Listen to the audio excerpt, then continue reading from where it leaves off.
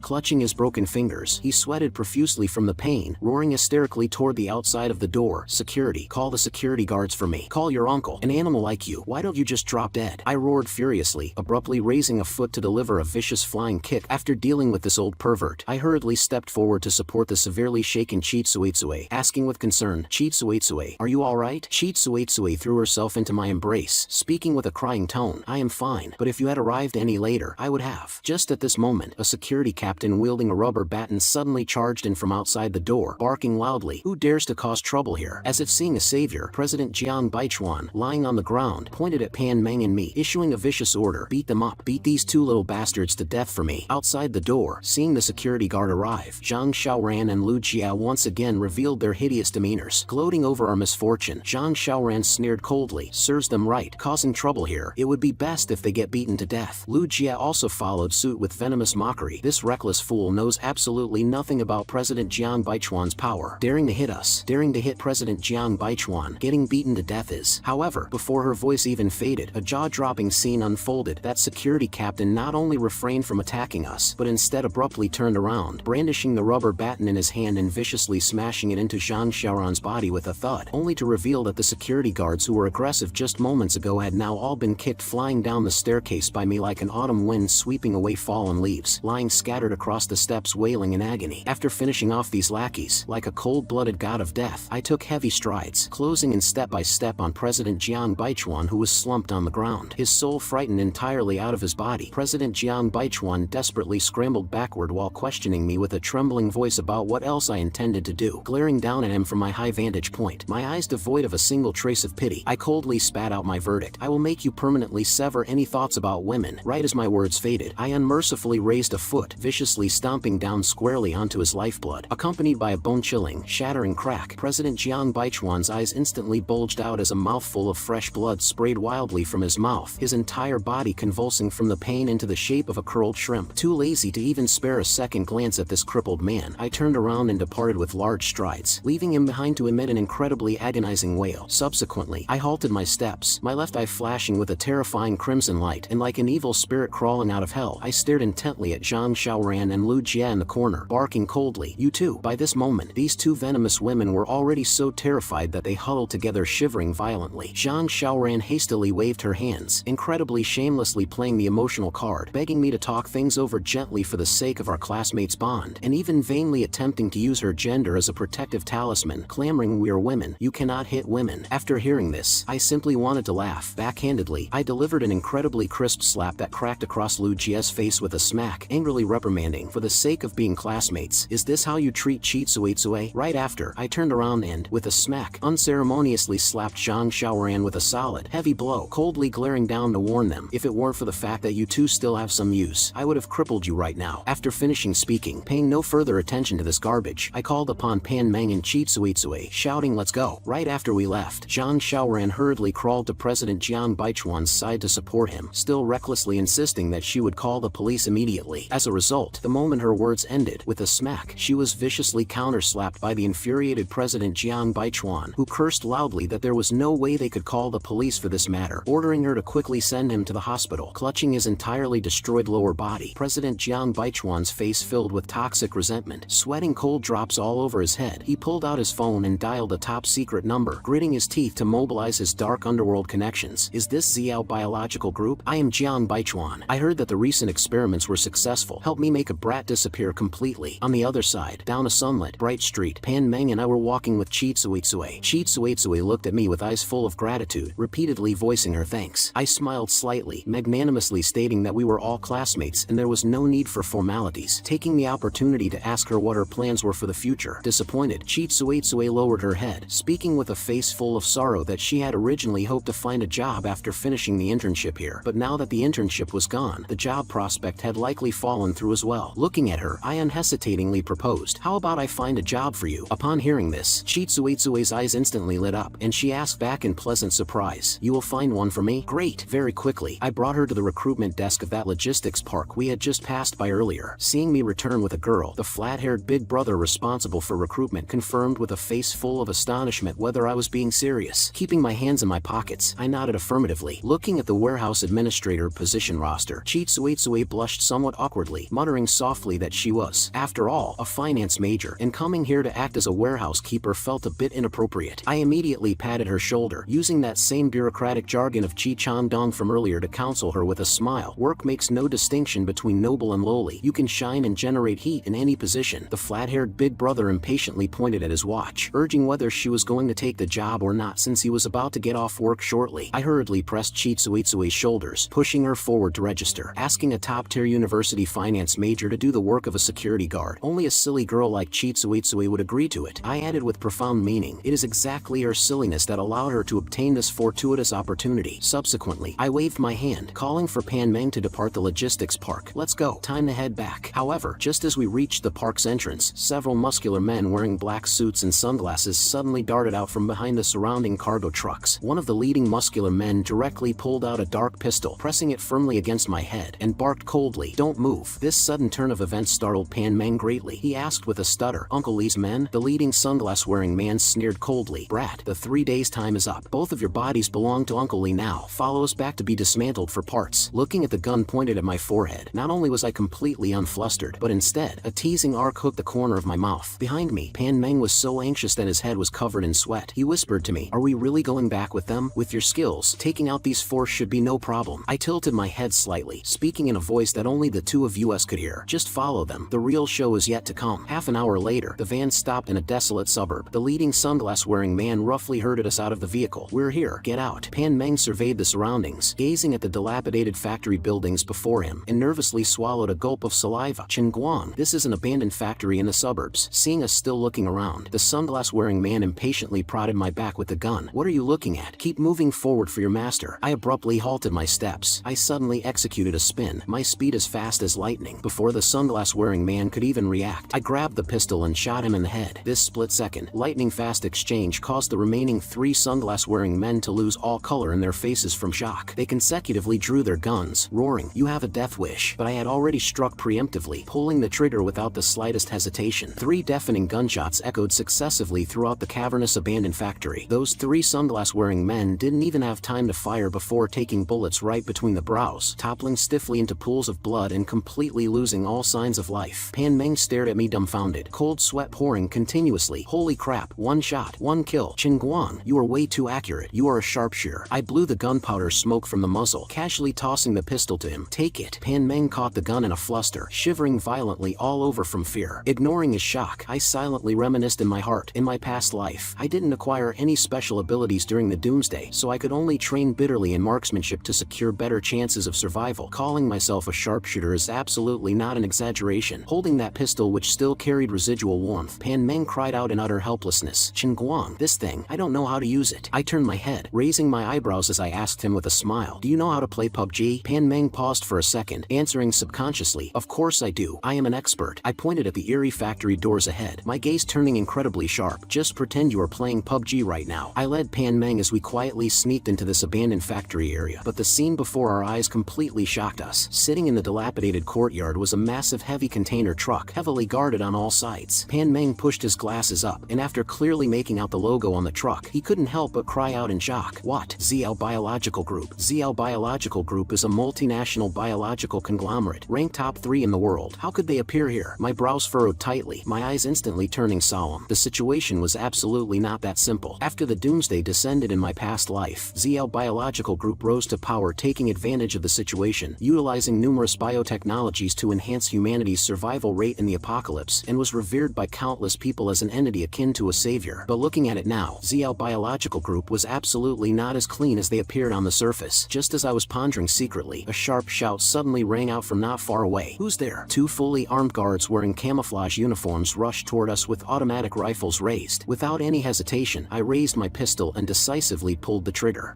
The silencer-equipped pistol emitted two faint, muffled thuds. Both guards took bullets squarely between the brows and collapsed stiffly to the ground. I stepped forward rapidly, rummaging through the corpses to extract their ID badges. After taking a glance, I confirmed with a cold sneer, they are indeed employees of ZL Biological Group. At the same time, beside the shipping containers inside the factory, a blonde foreign woman with a scorching figure was speaking with satisfaction to the elderly man in traditional Chinese attire standing before her. Uncle Lee, it was a pleasant cooperation this time. The parts you provided are all very fresh. ZL Biological Group is extremely pleased. This elder was precisely the underworld mob boss, Uncle Lee. He piled his face with smiles, responding in a subservient and obsequious posture. Being able to cooperate with ZL Biological Group is my honor. In just a moment, 2 more fresh parts will be delivered, rounding up the total to exactly 6 sets of parts. Just as his words faded, he turned his head and saw me, holding a dark gun and leading Pan Meng, striding over with large steps. Uncle Lee was initially taken aback. It's those 2 brats. But he clearly hadn't realized that the Grim Reaper had already descended. Instead, he smugly claimed credit from the blonde woman. Speak of the devil, and here they are. President Chiu Chunhua. Those 2 are the final 2 parts, fully alive and kicking. Satisfied? Uncle Lee, why do they have a gun in their hands? What? You guys. Uncle Lee also abruptly realized the situation, but giving them absolutely no chance to utter any nonsense, I raised my hand and fired a shot with a bang. The bullet struck Uncle Lee's knee with absolute precision. He let out a miserable, blood-curdling scream, clutching his wildly bleeding right leg as he collapsed heavily to his knees. Right after, I swept the gun muzzle horizontally, firing several consecutive shots of bang bang bang. The personal bodyguards beside Uncle Lee fell uniformly into pools of blood without even having the chance to draw their weapons. Witnessing this, President Chiu Chunhua instantly flew into a violent rage, pointing at me and roaring madly, "Such accurate marksmanship! Hurry, attack him, all of you!" Following her command, a massive swarm of armed, black-clad assassins instantly poured out from all sides of the shipping containers. Facing this hail of bullets, I instructed him without turning my head, "Use stay hidden properly, I will go take them out. Uncle Lee completely descended into a frenzy of rage, roaring hysterically. I am absolutely furious. For so many years, no one has ever dared to cause trouble on my turf. Forget about their organs, shatter them into pieces for me. But I placed absolutely no importance on these lackeys. With a low to the ground slide tackle, I dodged the whistling bullets, while the gun in my hand frantically spat tongues of fire. Bang bang bang. Wielding the gun with both hands, I unleashed full firepower. Every single bullet accurately harvested the lives of the enemies. The remaining assassins completely panicked, aiming upwards and shooting wildly into midair, shouting in terror. He is up above. What blinding speed. Hurry, stop him. My figure moved like lightning, rapidly darting across the tops of the complex shipping containers, and from my high vantage point, I fired several consecutive shots. Their corpses crashed heavily beside President Cho Chunwa's feet like torn sacks, frightening her pale and causing her to retreat repeatedly. In just a brief moment, the entire force of assassins within the factory had been entirely annihilated. Looking at the corpses littering the ground, my eyes were freezing cold without a single ripple of emotion. Raising my gun, I aimed the muzzle squarely at Uncle Lee, who was still clamoring madly, countering coldly. I should be the one asking you this. What exactly were you trying to do? Clutching his bleeding broken leg, Uncle Lee's face was completely twisted, like a maddened old dog. He roared, "What we want to do? Is that something a petty thug like you has the right to know?" Before his words could fade, a sharp glint flashed in my eyes, and I pulled the trigger without the slightest hesitation. Bang! The bullet struck his shoulder with absolute precision, exploding into a burst of blood. Uncle Lee cried out miserably. I slowly walked up to him, gazing down from my high vantage point, my eyes piercing with bone-chilling coldness. "Why don't you try barking again? Let me hear it." Fixed by my grim reaper-like gaze, Uncle Lee finally felt fear. Trembling all over, yet still as stubborn as a dead duck, he forced himself to maintain face. "Boy,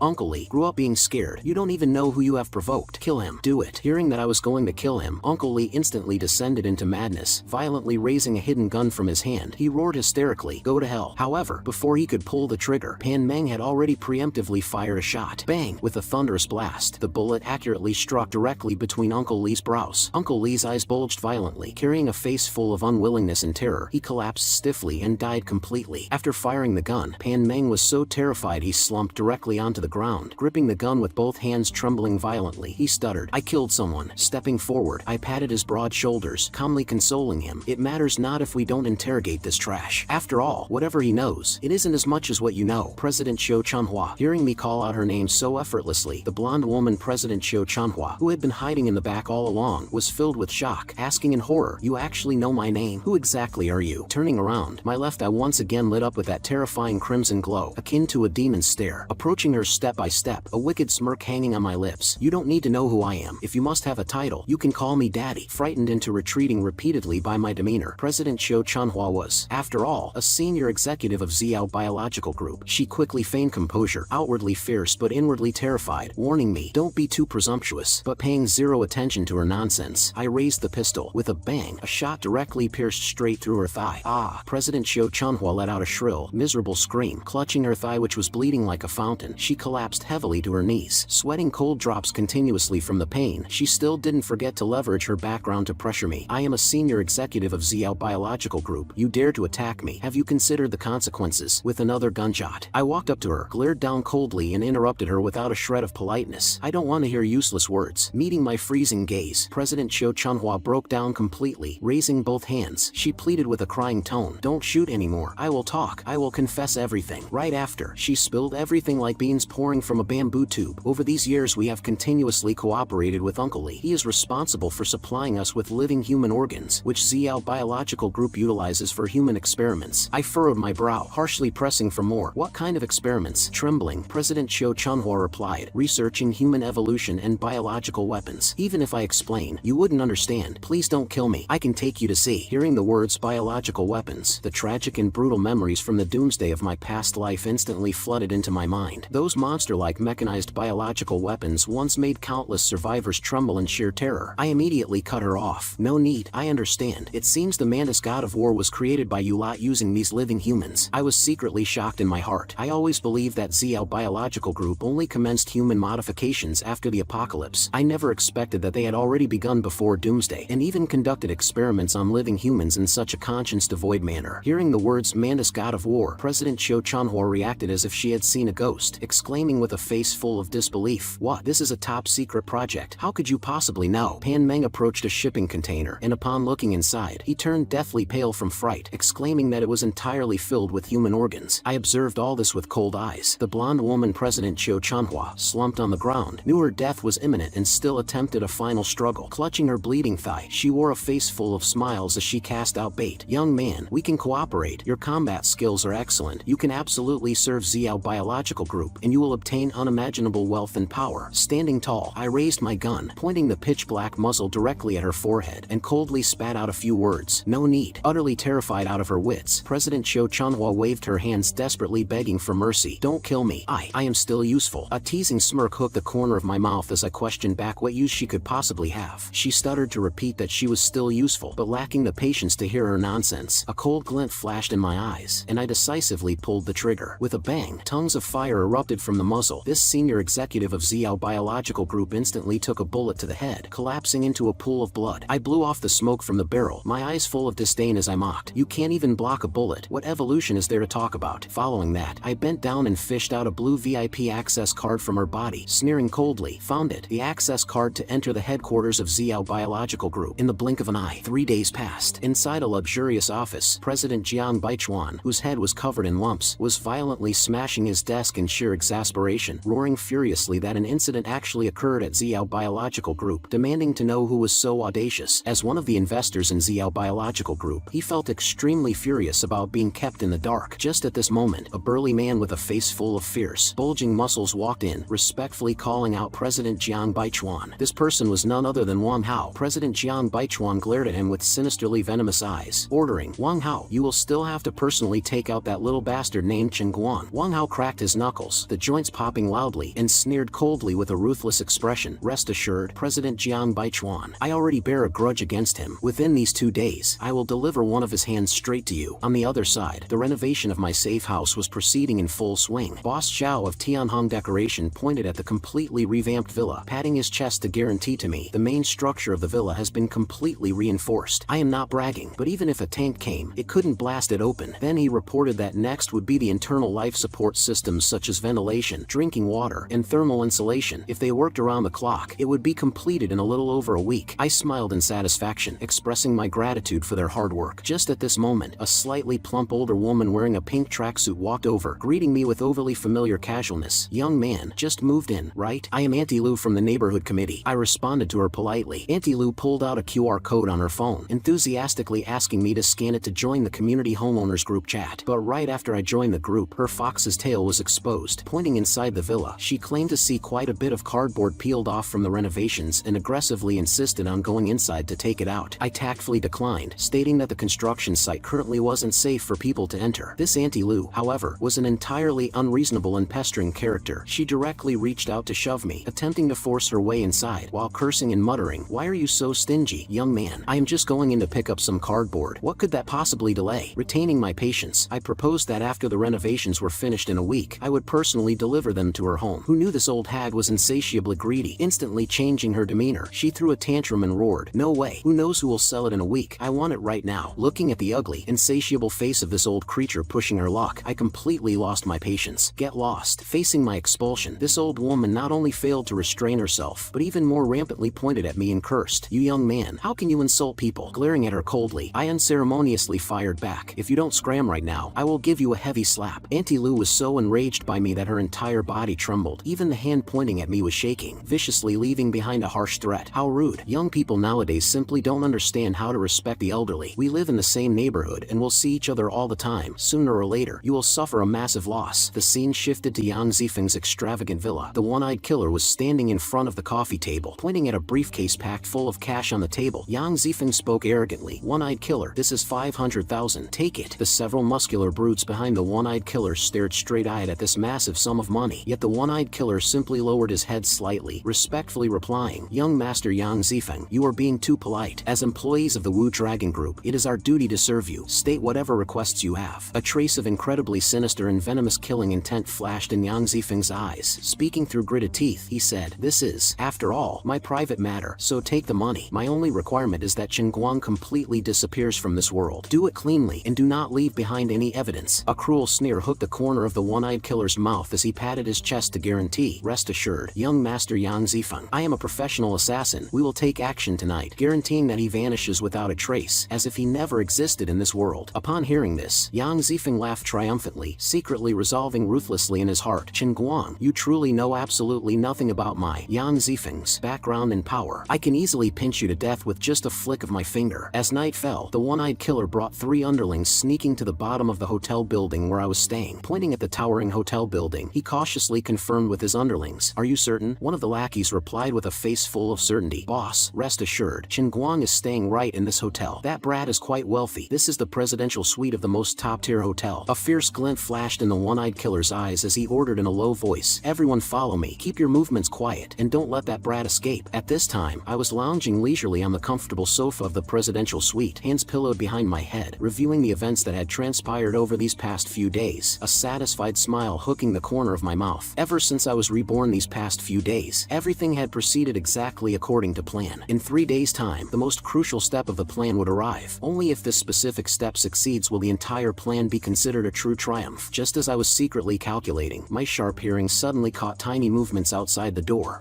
There's movement outside. Outside the door, the one-eyed killer was leading his underlings to tiptoe stealthily toward my room. The guns in their hands were already loaded, emitting faint click sounds. Standing behind the door, I sneered coldly, fully understanding in my heart, these must be the people sent by Yang Zifeng. Then I shall play with you all for a bit. Pressing against the doorframe, the one-eyed killer instructed his underlings in a low voice. We will enter through the back door. When we see that brat later, all of you stay alert and don't let him slip away. Just as he was preparing to strike, he suddenly heard hurried footsteps echoing down the corridor, and his expression shifted. Wait, there's more than one group. Someone else is approaching. Down the other end of the corridor, Wang Hao was leading several thugs wielding clubs and bats, charging over with menacing momentum. A lackey spoke flatteringly to Wang Hao. Rest assured, brother Wang Hao, dealing with a student merely requires a pair of hands. Wang Hao, however, wore a gloomy face, warning them through gritted teeth. Don't drop your guard. Last time, the others suffered a great loss at this brat's hands. Not only were they beaten into cripples, but even their money was robbed. This time we are fully prepared. Remember, beat him to death, and once he is dead, slice off an ear to send to President Jiang Baichuan. Hearing all of this crystal clearly from inside the door, I couldn't hold back my laughter. Reaching out, I pressed the light switch on the wall. With a click, the lights in the room extinguished. Seeing the light spilling from the door crack suddenly vanish, that brat turned off the lights. He must be sleeping. Let's charge straight in right now. Simultaneously, Wang Hao also noticed the commotion over here. He led his men charging over, roaring, "Charge inside." The 2 squads of men instantly collided head-on in the narrow corridor. In the corridor, the 2 factions led by the one-eyed killer and Wang Hao stared at each other in utter bewilderment. The one-eyed killer took the initiative to raise his gun, shouting vigilantly, "Hold on, there's someone ahead." Subsequently, he pointed his gun at Wang Hao opposite him, reprimanding coldly, "Brat, stand still and don't move." Wang Hao was absolutely no pushover, currently harboring a belly full of pent-up anger with nowhere to vent. Seeing this one-eyed man daring to point a gun at him, he instantly pointed at his nose and cursed violently. "The one who shouldn't move is you